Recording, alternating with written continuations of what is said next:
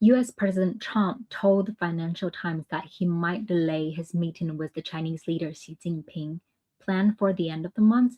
He says he expects Beijing to help secure the Strait of Hormuz as the global oil crisis deepens.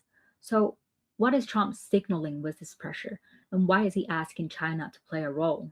He's probably signaling that he can walk away from the talks as well, and that's trying to demonstrate that he has leverage.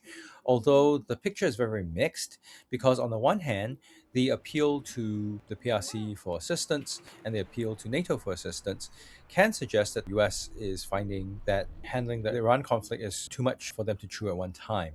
But on the other, it could also suggest that he's done with this phase and he's ready to move on, as he sometimes shows himself to be, right? So he probably figures that it's something he can push China toward, because for the short term at least, before the whole energy transition moves through the PRC economy, the PRC continues to require oil and gas, and a lot of that oil and gas comes from the Middle East, not just from Iran.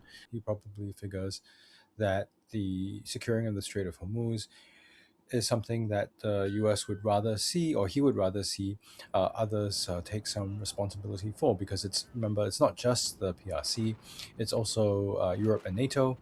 He has also put similar pressure on them, but this is in line with Trump's sort of idea that the US should not be footing the bill for security, or global security, or global economics. So just because he has started the conflict doesn't mean that he necessarily wants or needs to end it. How likely is it that China will agree to go along with that request?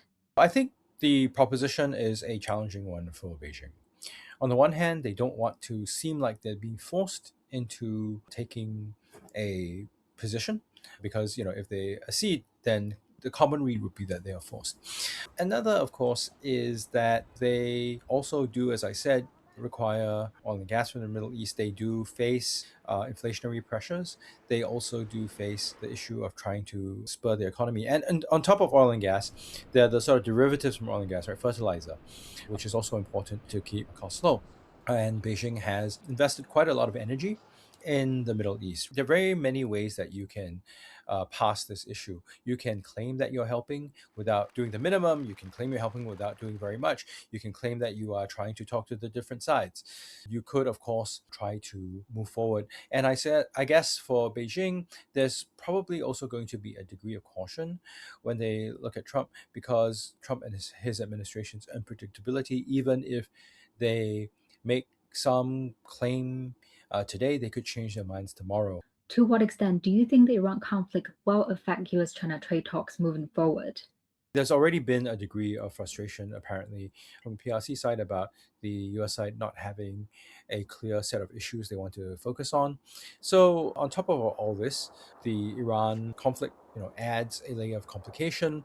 I think for the PRC, they would probably be familiar enough with the Trump administration's approach by now to sort of understand that, even if they accede today, Trump could decide differently and walk away tomorrow. So I guess if you're talking about US China trade talks, if no, I guess the Iran conflict maybe makes things a little bit more complicated, but doesn't fundamentally change things. The fundamental differences between the US and the PRC side over trade, over investment, over technology still remains. So I think Beijing is probably ready to hold off and walk away if they need to. I mean, it's possible. Plus, Beijing may want this summit, but so does the Trump administration.